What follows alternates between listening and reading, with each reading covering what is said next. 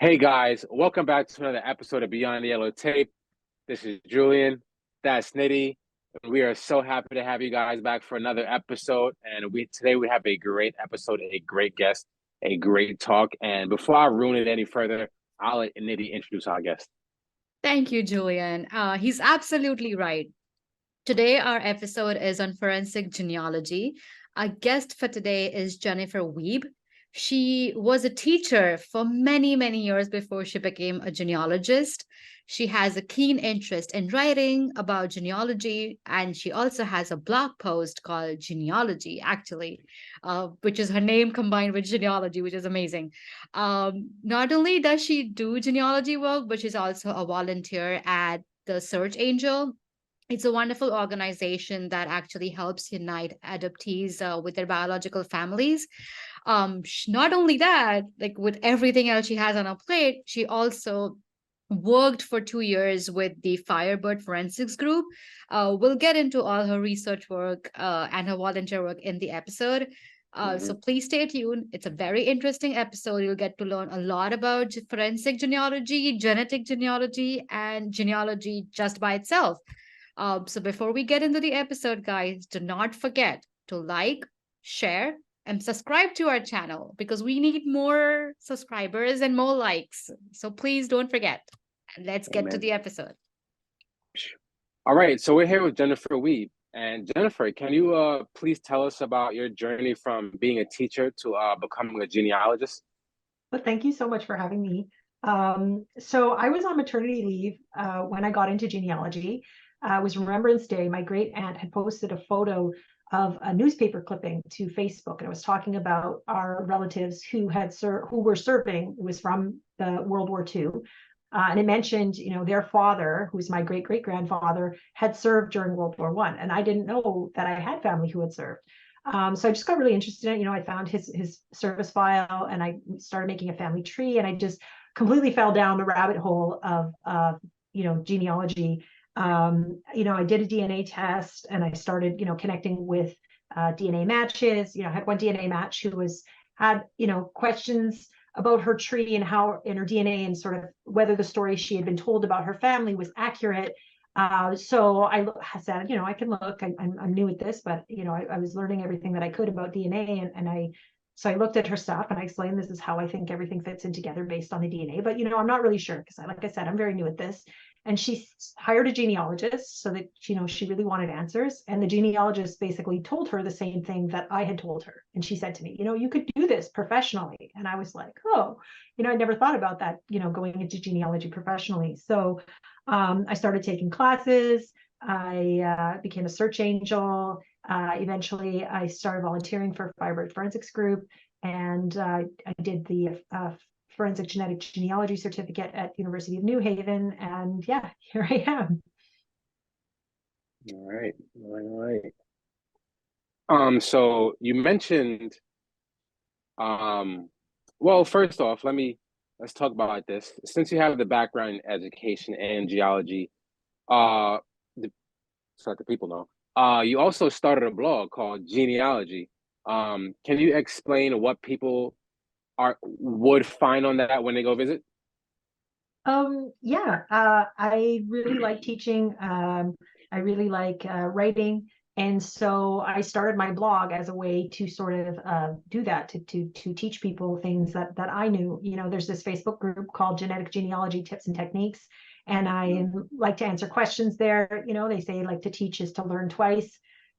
So I noticed a lot of the same questions were coming up over and over again. So rather than just kind of recopy my answer to repeat myself, I just, how about I write something up and then I just have a link that I can just give people the link. And so I like to think that it's a good place for beginners to go just to learn about DNA, genetic genealogy, to learn the basics of genealogy, Right. and that just to make it very straightforward for people who are interested in getting into those kinds of things. Yeah, It's yeah. a I like very the idea of detailed that. blog, like 100%. Like I started reading it, I was like, okay, I can get through this in a day, but then it went like it's very in depth. So anyone out there, if you really, really want to learn about genealogy, it's the place to go. So we'll link it in the show notes in our description, so people will have the access to it for sure. But it's a wonderful blog. Thank you for putting it together. Thanks. That brings me to another question. So as you accidentally, if that's the word, probably came into the field or got introduced to genealogy, did you happen to acquire any education in the field, or were you self-taught? Like, how was your process once you started liking the subject? So I did start doing courses through the International Institute for Genealogical Studies. I've done some institutes. There's one called the Genealogical Research Institute of Pittsburgh. I've done the courses through there. But a lot of it, especially the DNA stuff, like when I was first starting out with DNA, there really wasn't a lot out there in terms of actual coursework. So a lot of it is self-taught. There are books out there that are really good.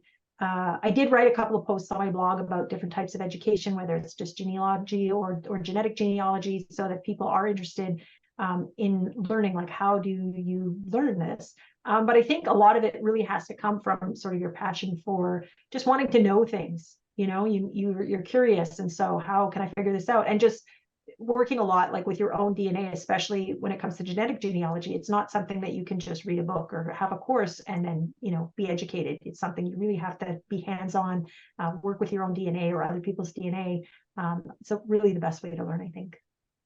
So if I were to ask you like a question as to what is genealogy and genetic genealogy and what's the difference between the two, could you help us elaborate?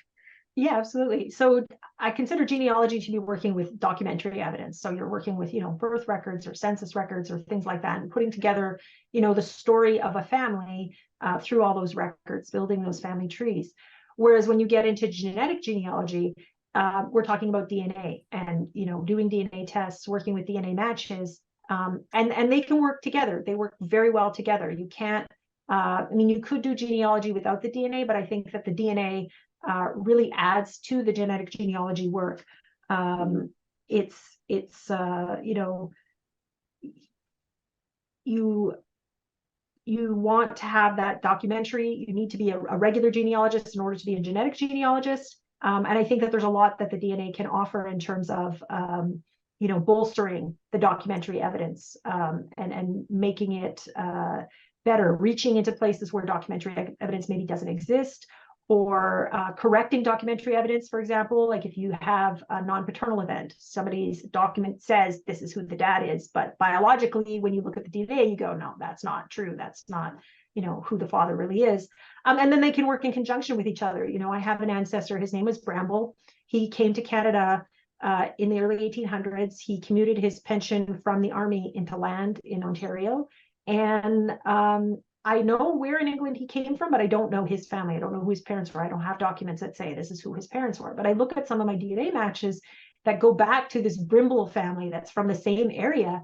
And now I can use that information, look at the records surrounding those families, and see if maybe I can place him. So I'm using the DNA in conjunction with the documentary evidence. Well, that's amazing. So, no, you can go, Julian. Oh, you You sure? just never stop. Yeah. No, it's all right. So earlier you talked about volunteering for Search Angel. Could you describe to us what that is?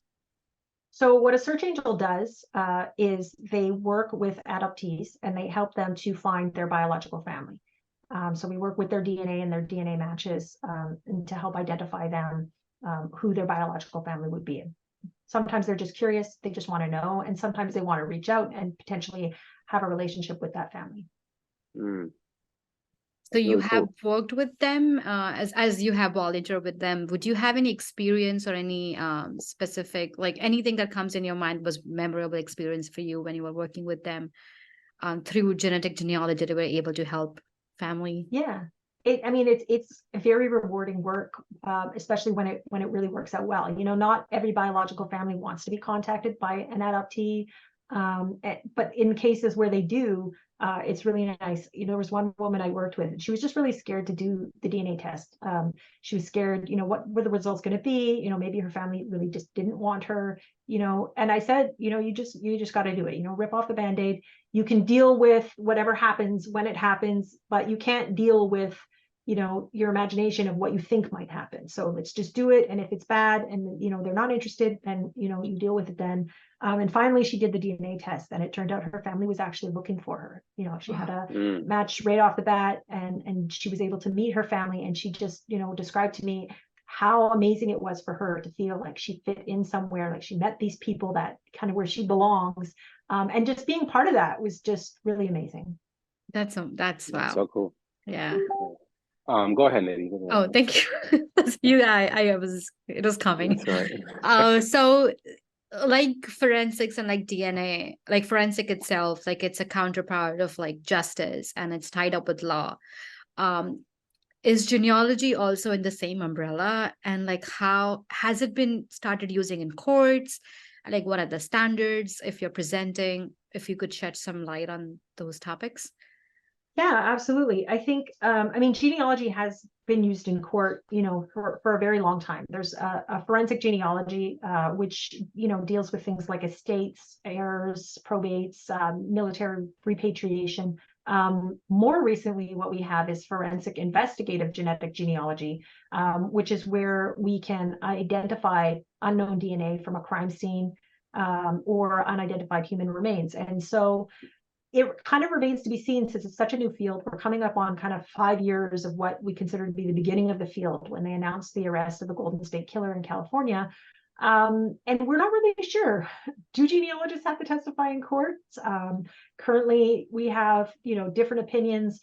There's a case going on right now in Washington, the Yarborough case, where they are having a FRI hearing for the genetic genealogists so that they may participate in court hearings. But there was another case in California where the defense had asked for the forensic genealogy evidence to be made available as part of discovery, and the judge ruled against it. So it's one of the things that we really need to talk about is, and to have, kind of rules and regulations. We're kind of flying in the Wild West here. What qualifications does a genealogist have to have in order to be a part of that court process, and in order to be seen as credible as a genealogist? We have a certification process for genealogy. There's 2 certifying bodies, the ICAP Gen and the Board for Certification of Genealogists. But we don't have certification for genetic genealogy. And just because you can certify as a documentary genealogist doesn't mean that you're qualified at all to do genetic genealogy. And further than that, in terms of talking about forensic investigative genetic genealogy, and that's like a whole separate area where, you really have to understand, how does it fit into the greater forensic process and the greater forensic field. So there is genealogy, there is genetic genealogy, there is forensic investigative genealogy. Yeah. So the forensic investigative genetic genealogy is what we use to identify DNA matches, to identify DNA that we don't know of an unknown origin. So from crime scenes, unidentified human remains, and it uses a lot of the same principles as genetic genealogy. And I think it confuses a lot of the media, because they know DNA from traditional forensic work. So in traditional forensic work, we have a DNA that uses STRs, short tandem repeats. So we look at about 20 places in the genome. DNA is made up of 4 letters. We look for repeats of those letters, and we count the repeats. And basically everyone gets, a 20-digit number that's kind of unique to them as a person. If we find DNA at a crime scene, we upload the DNA profile to a CODIS database, or a database like CODIS, maybe a state database, but it's a government-run database that only certain people have access to. And if we find DNA at a crime scene, we upload that profile and we don't get a match, it's kind of the end of the road. You're stuck. You can't do anything else with that DNA. Some states allow for what we call familial searching. So that's when you have partial matches in the system.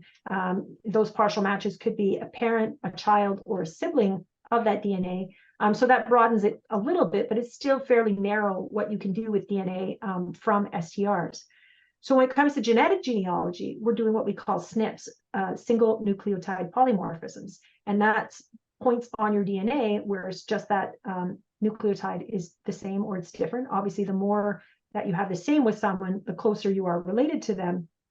And there we're looking at 600,000 places in our genome, and checking, to see all of these differences.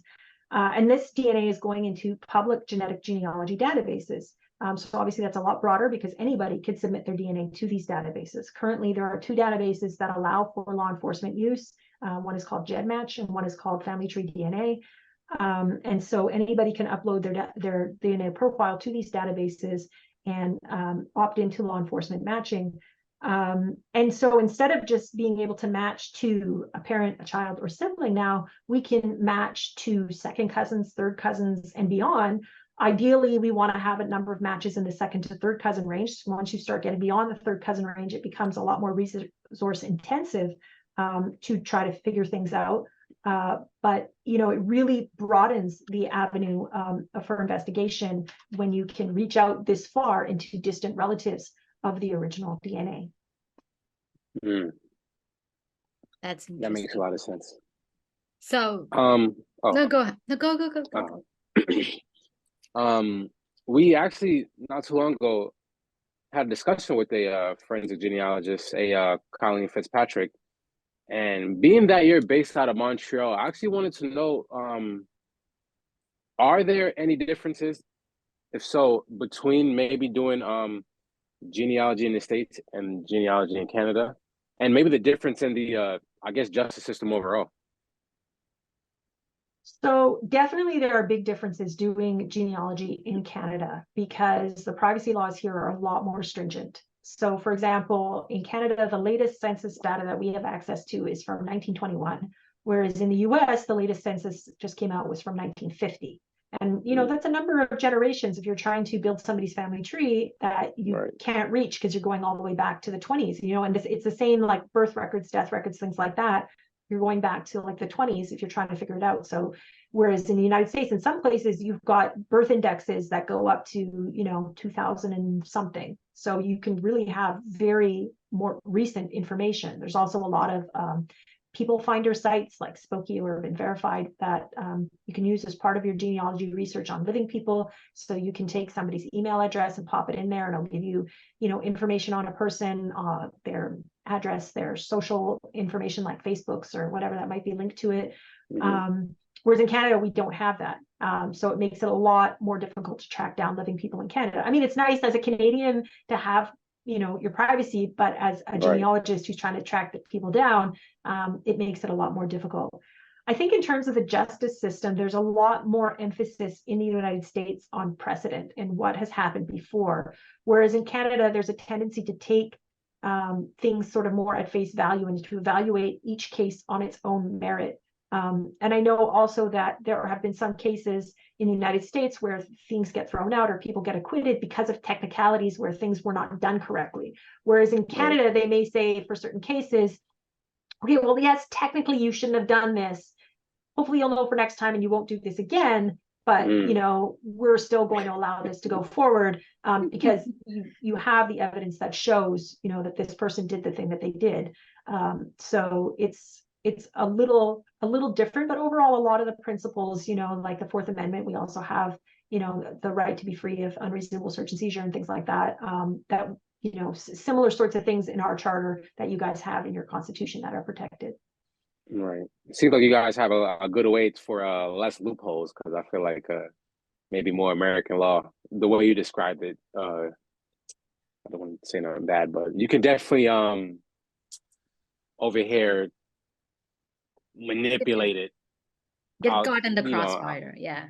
Right. And so it seems doing it that way, it may be more intention based. I could definitely see that being more helpful as opposed to just like going off precedent or sticking to every single step, if that makes sense. Yeah. I think that, I mean, there is the opportunity there for, because to a certain extent, I can see that there need to be consequences for not following the rule of law. Like the reason why we have a justice system and how we can keep it just is making sure that people are following the rules that have been set up. But at the same time, I think that when you are basing everything on precedent, you're not allowing law to evolve. So science evolves, a lot of things evolve.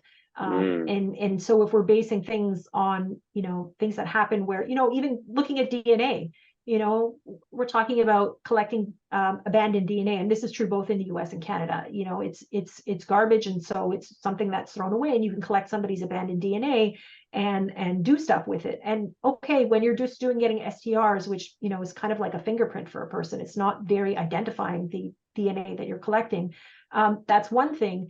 But when you're doing, you know, SNPs, you're collecting information that you can now get from their DNA, medical information, and all kinds of very personal information about somebody. I think maybe that's something that we need to reconsider, whether or not, you know, abandoned DNA is still fair game. And I don't know that if in the US the law will be able to keep up with these different kinds of ideas about it.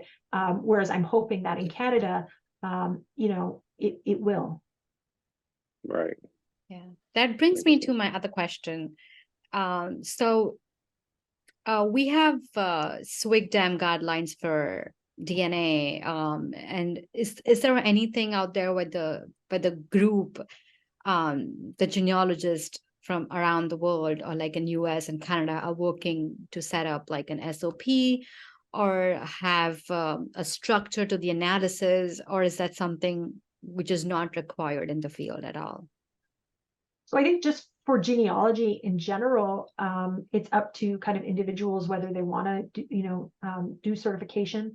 I think that if somebody wants to be known as a good genealogist, certainly they will follow. The BCG has put out standards for genealogy. In terms of the forensic investigative genetic genealogy, there's a group that was just put together just this January that is going to be working towards standards and things like that, both for the lab side, where they process the DNA and getting validation for the SNPs and that whole process, and for the genealogists doing the work, making sure that the genealogy work is done well.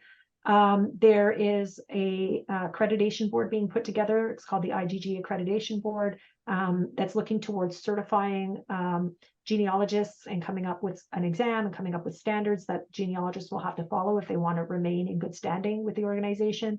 So it's moving slowly, but it's moving into that direction. And I think that that's really great, you know, because like I said, for the past 5 years, we've been kind of in the Wild West and everyone's just kind of doing their own thing.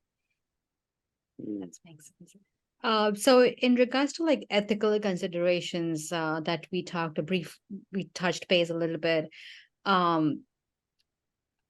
is it voluntarily that if you take a DNA test in Canada, that it goes on the genealogy website, or the person has to choose if that data can be used or not, or like given an option? So when you do a DNA test, your DNA goes to whichever site. Like if you did it on Ancestry, your DNA is now on Ancestry. And then Ancestry will ask you, do you want your DNA to show matching to all of your other DNA matches? And that's whether you're in the US or Canada. But you're allowed to download your own DNA and then transfer it to any other company, or you can do DNA tests at any of the other companies. GEDmatch is not a testing company. They're just an aggregate site. Was started initially to be able to compare DNA from different sites. So like if you did a test at Ancestry and I did one at 23andMe, we can both upload our DNA there and compare it to each other without having to pay extra money to do another test. So when you download your own DNA, and whatever you decide to do with it at that point, that's your choice. That's fair. That's good. That's good. To do like a rewind, but when you were talking about the search engine group, you also mentioned the Firebird forensics group. Can you just describe to us what that is? So it was founded by Barbara Ray Venter. She's the genealogist on the Golden State Killer case, and she needed sort of a kind of a business to work on more cases and be able to hire more people and work with more people. So all of the people there are volunteers, just like working for Search Angel, we're volunteering our time to work on cold cases.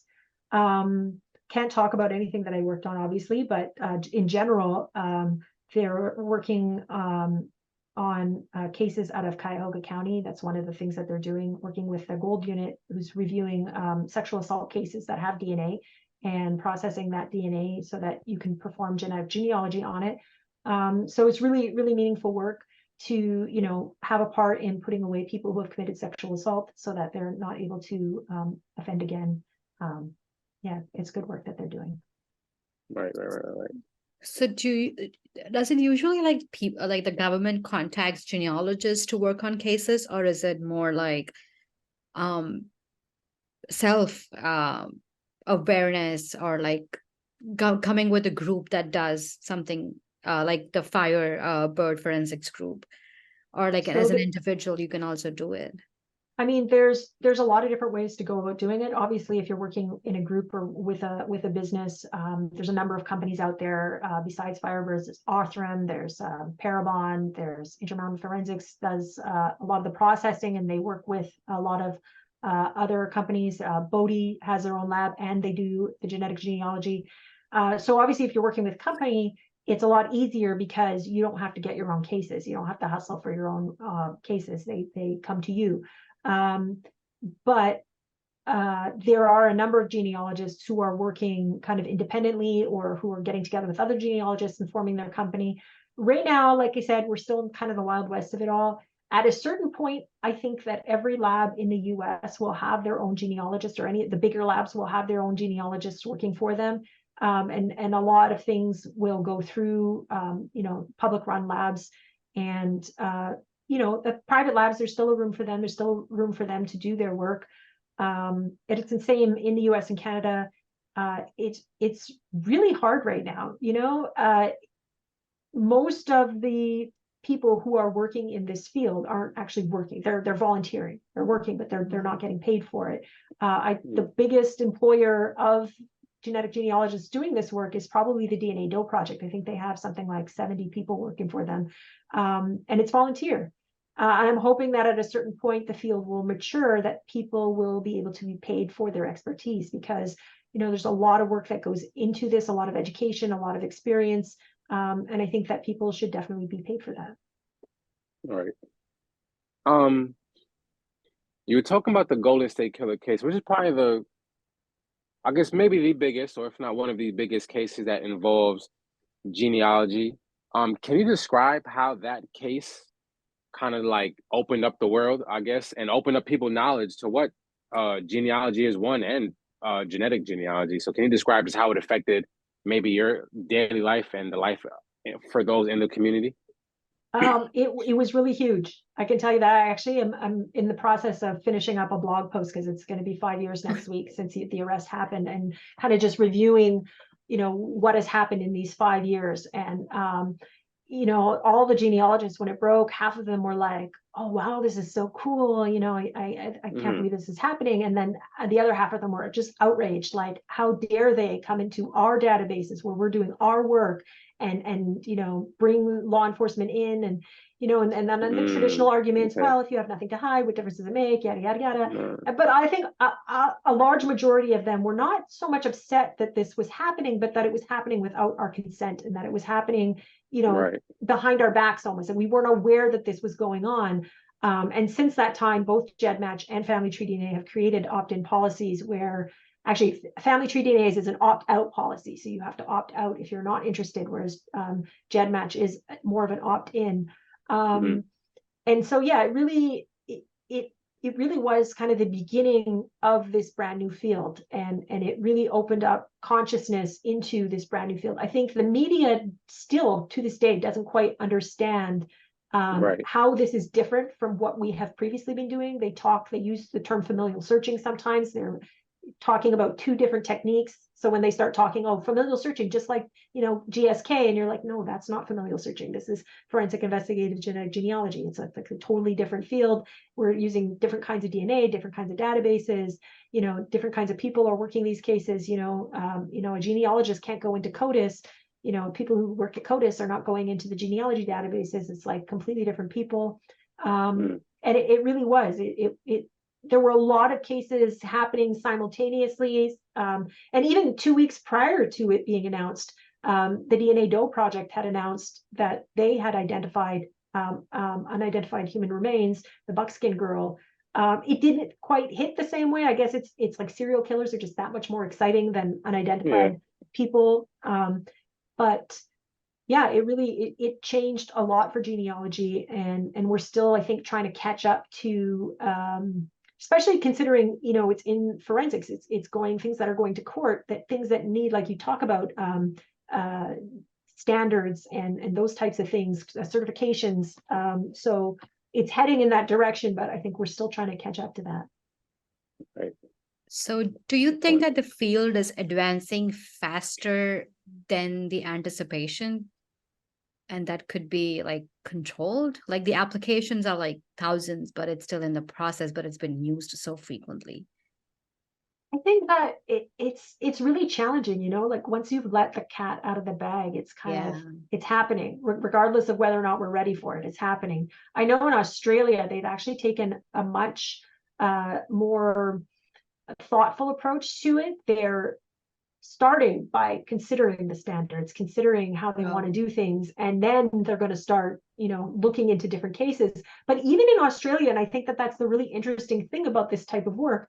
I don't know if you heard the Somerton Man case where they were able to identify Somerton Man.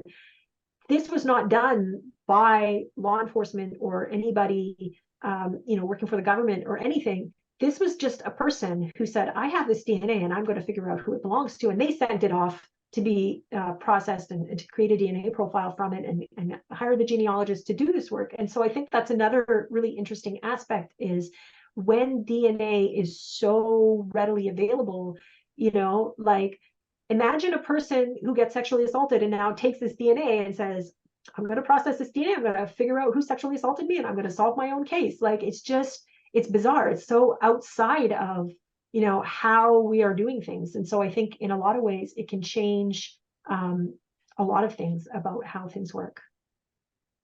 Mm. So I also have a follow-up question in regards to that. So with all these organizations that are identifying human remains or working on really cold cases and all this announcement that are being made on LinkedIn and social media and like newspaper articles, what's the, if I may say it right, like the face value of the research and the information that's out? Because like to my understanding, like if we present something in the court, like there is a evidence that's been backed up and then it goes into deliberation and then the judge thinks about it, the jury, then you have a decision at the end.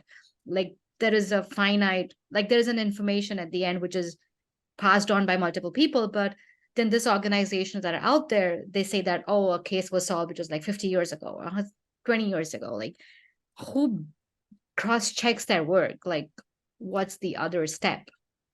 Oh, so once they've identified the DNA from a genealogical standpoint, an STR test is done then. So now you're coming back to known standards, known ways of validating the genetic genealogy work. And so a lot of people sort of use that as kind of an excuse, like it doesn't matter what the genealogist does, you know, they don't need to be certified, they don't need to follow certain kinds of standards and things like that, because at the end, it's the STR. And if the STR matches, there you go, you've identified the person. And if it doesn't match, well, then good. Now we're not arresting innocent people. We're not, you know, we're not putting people away for things that they didn't do.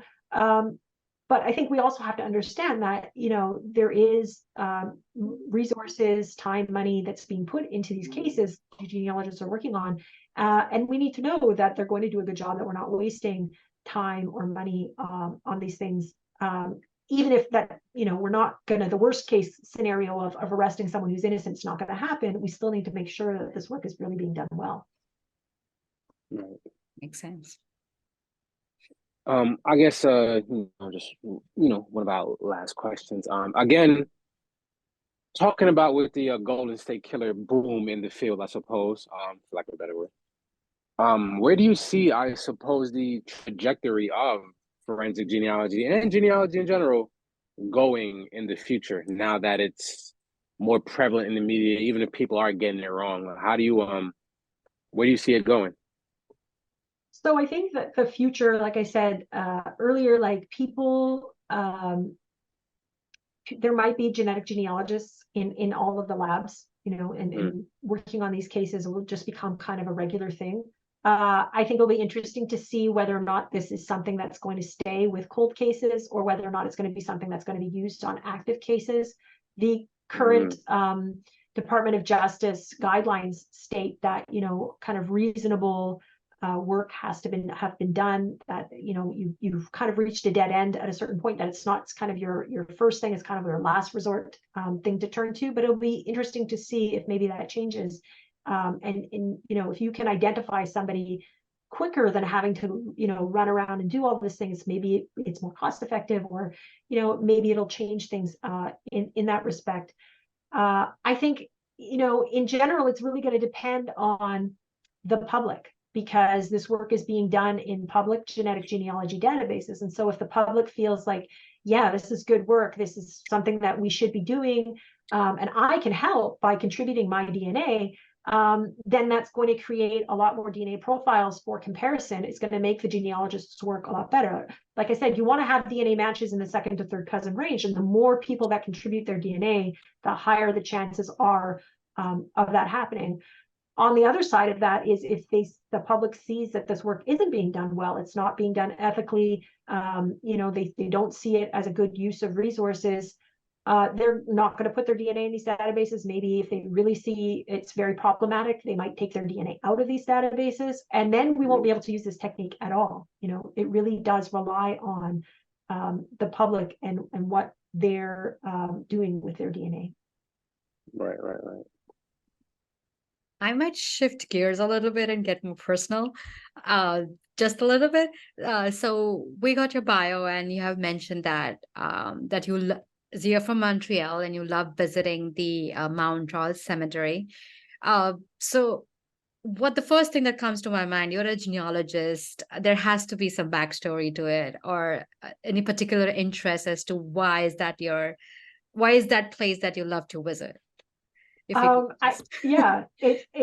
a really great place. So Mount Royal Cemetery was founded in 1852 as a place to kind of bury people outside of the city. So in the history of Montreal, there's a lot of epidemics, things like cholera or whatever. You don't want to have that contagion where the people live. So move people up to where the mountain is and bury them up there, out of the way.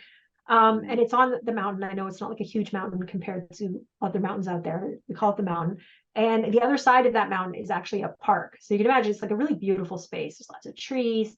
And unlike the park, the cemetery itself is very quiet. It's very peaceful. Not a lot of people go there. And there are a lot of beautiful monuments there. And when I first moved to Montreal and I started going there and just, looking at these monuments and thinking like, wow, like, wouldn't it be cool? You have an ancestor buried in the cemetery, like a really beautiful monument. And then I got into genealogy, and I actually discovered I have an ancestor who's buried there, which is really cool. I didn't know I had ancestors who lived in Montreal. And so I was able to find that out, that he was buried there. It's a really historical place. They give a lot of tours and they tell you about the different people who are buried there.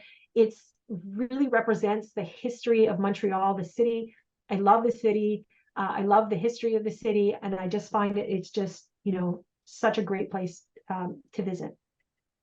Have you solved any other cases of anyone who is buried there that came across your? Good question. Oh, thank you. Anytime I go there, sometimes I just, you'll be looking at random monuments and you'll go like, I wonder who these people were. Like not the sort of pseudo famous people, like, who were big in Montreal, and just random, and if I had the time to just, all the time in the world I could do that. I could just, one of the things I do like going there to visit. So there's this website called Find a Grave, and people can ask for pictures. So if you know that your ancestor is buried there, but you don't live anywhere near there, and you can ask somebody to go, voluntarily, they'll go there, they'll take a picture of the gravesite for you so that you can see, what it looks like. So that's one of the things that I really enjoy doing, is going there and seeing if I can find these monuments and taking pictures of them. It's really tricky. It's like 164 acres, so it's huge, and it's, like I said, on the mountain, so it's all like on a hill. It's a lot of walking every time you go there, but it's really nice way to spend time to walk around and just be in a nice peaceful place, and then to know that you're doing something nice for somebody else, that they get to see a picture of where their loved one was buried. Yeah, that's very noble, very, very noble. I think we have 2 more questions left. Maybe I'll go with one, and then Julian probably. So it's a typical question that we always ask, as you have been in the field for so long and have so much experience. If there is someone who wishes to start like fresh in genealogy, what resources or advice would you have for someone to get started? Absolutely. I think everybody, and not just people who want to get into genealogists, should start with the oldest person in their family. Everyone should go and talk to that person, make a family tree, collect all the info. But more importantly, they should get all your family stories, and write those all down. When you have a record, it tells you the name and the date and the places, but it doesn't tell you the story behind that. And I think talking to the oldest person in your family and getting that information down is really important. For me personally, like I said, my great aunt, who is the one who got me into genealogy, she was really excited when I started doing it, and because she had so much information and stories to pass on to me. And I think that for me has been the most valuable part of my journey, not just getting that information and those stories, but making that connection with her has been really meaningful to me. I think everyone should do a DNA test. I think that's another really great way to get into genealogy is, do a DNA test, see what it's telling you. I think too many people rely on the ethnicity estimates. Like, is it accurate? Is it actually saying, where I'm from?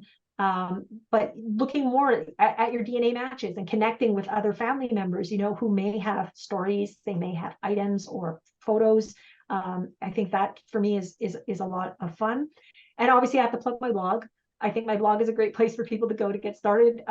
There's Amen. blog posts there about, genealogy education, genetic genealogy education, basic information about, DNA and kind of the basics to get started into learning about how to work with DNA, how to do genealogy well. I think just because it's a hobby doesn't mean we want to do things kind of haphazardly. So I think people can go visit my blog and learn a little bit more about doing genealogy well. Yeah, I would second that. I started reading the blog at like 1 a.m. and I was reading it until 4. So because that took me to all the sites. I would definitely second that. I love your writing. It's so nice. Thank you. But definitely, yeah, we would put it in the description for sure. Absolutely. And do you think is it must to get a degree in genealogy if there's any universities offering, or just like forensic science masters with experience in genealogy would be something that should also be a good path? I think that if it's definitely something that you want to do professionally, having a degree and having some kind of certification is maybe not a must, but it's a pretty competitive field. Like I said, at this point, there's not a lot of paid work happening, and so I think the people who are better educated and have put in that work to get that education and maybe a certification or something like that are definitely going to stand above people who don't. I think the person who says, I've been working on my family tree for X number of years probably has a lot of really great experience, but may not be doing things according to the standards that they're teaching in these classes. And I think that following those standards is really important, especially if you're going to be applying this in, let's say, a law enforcement setting, or having to bring this kind of information into a courtroom. It makes it all that much more important to know what the standards are and to make sure that you're able to follow them. Yeah, and that was wonderful advice. Thank you. I'll give it to Julian and the mic. I feel like all my questions is neatly answered. I don't know if you have any extra questions, maybe. Oh, I'm sad. I actually went through all the questions on the list, which usually never happens. True. It was a wonderful interview, and you're such a good, you're so nice. Oh, thank you. No, this is a lot of fun. I mean, I could talk about genealogy forever, so it's exciting that people actually want to talk to me about it, because usually that doesn't happen. Oh, true. Oh, but it's such an upcoming field. I think that people should know more about it, because I recently went to a conference and it was a very small population of genealogists, and I think it's a lot in number nowadays, but they're not that much recognized for some reason, which is interesting. But so the more we invite people on our podcast, I guess the more people get to know about the field. Yeah, no, I think it is, especially like because it's intersecting with forensics and with law enforcement, and it's definitely something that needs to be better understood. A lot of people are seeing these cases being solved, and it's kind of like magic. Yeah. And as much as it's cool for people to think what I do is magic, I think better serves people to understand, you know, how does this actually work? Because Right. when people don't understand something, they're more likely to be scared of it. And I've had a number of conversations with people where, oh no, I don't want to give my DNA to the police. And when I explain to them, well, you're not giving your DNA to the police don't care about your DNA. They actually, what they care about is how you match to their unknown DNA and how you might match to other people that the unknown DNA shares with. They don't care about your DNA specifically, just those matches are really important to them so that they can figure out who that DNA belongs to. And then people, once they understand, you know, sort of how the process works, it makes them a lot less scared. And they're like, oh, maybe I will, you know, contribute my DNA to these databases. So Right. That makes sense. so when you're giving your DNA, I don't know if you would be I don't know, I'm just going to ask the question. If you give your DNA for, say, for example, you get into police or like any PD, you have to give your DNA. Does that DNA get into the system for it to be checked?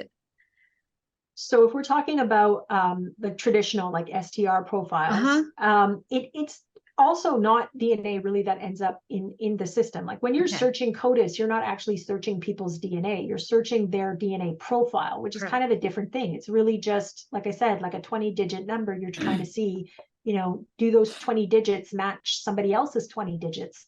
And it's very similar in when you upload your DNA profile to these law enforcement sites. You know, they don't have your DNA. They have kind of the computer file that goes to the site, and then that site will take that and apply its algorithms to create DNA match lists, to create an ethnicity estimate. That it's not really your DNA, and nobody can see that computer file. Nobody can see, you know, everything that goes to make up. All they're seeing is, so if I share DNA with you, I can see and depending on the site, I can see where we share our DNA. I can say how many segments we share together, how much DNA we share. In some cases, they're letting you compare your ethnicity estimate. So we could say like, okay, I'm from England. This person is from England. So possibly our ancestry goes to England somewhere together or something like that. So we can sort of help ourselves figure out, you know, how we're connected to each other. But nobody's really looking at anybody else's DNA. Really what we're just looking at is how do we match with each other? How much DNA do we share? You know, where do we share that DNA? That makes sense. There was a switch that flipped, but that makes sense. It is confusing. Like even I don't know. It is definitely confusing. It is. And I think a lot of people, you know, when you say something like DNA, they think, you know, very nefarious purposes or whatever, like, because it is true. Your DNA is who you are. It makes up who you are. So it is very personal. And I can understand that need to want to keep that private and keep that to yourself. But at the same time, that's why it's really important that we have podcasts like this where we can educate people and explain to them, you know, what does that mean when we're using your DNA or we're looking at your DNA profile. Yeah. Right. That's wonderful. Thank you. That's a wonderful answer. We'll definitely have to make a short clip of that. I if we keep going, the questions will keep going, but I think I'm good. Yeah, I just can't stop. Sorry. Yeah, no, I think that was great. I think that was, and I love how the answers were just like understandable. You know, they weren't like too much for me. I ain't get lost. I feel like I fully understand what you're saying and how you mean, and that you clearly have a love for genealogy, which is like what we love. Oh, thank you so much for having me. This was a lot of fun. Thank you. It was so fun. much. Thank you. I hope you have a good night, man. Thanks. You too. Bye.